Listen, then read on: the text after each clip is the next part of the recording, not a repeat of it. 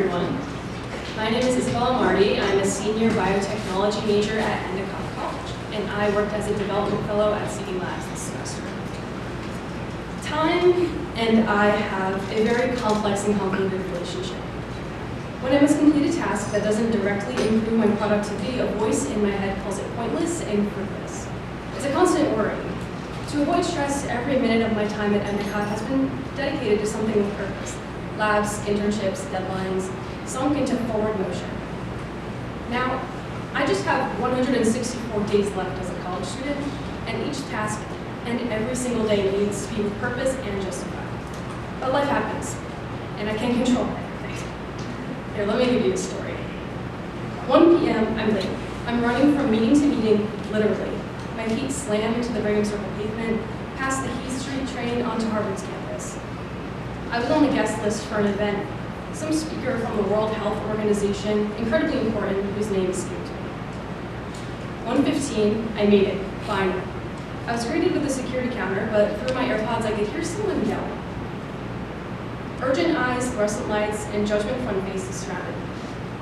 Wait, hold on, what the heck? They're yelling at me? My ID seemed to launch itself out of my wallet, materializing in my trembling hands and soon after into the officers. I explained my situation, like I was on trial and the officer was a judge. I was standing in front of the Harvard security counter at their public health school. Event with who? What business do you have here? The officer demands. I blinked, pulling up my email from my mentor. Speaker event, room 202, I replied. I'm told I need an escort, like I'm some 5'2" national security threat. I've got no Harvard connections, no inside access, no crimson credentials.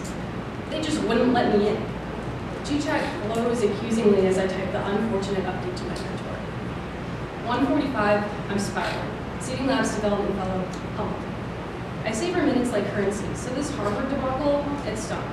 Honestly, the biggest waste of time ever, since I couldn't go to the meeting.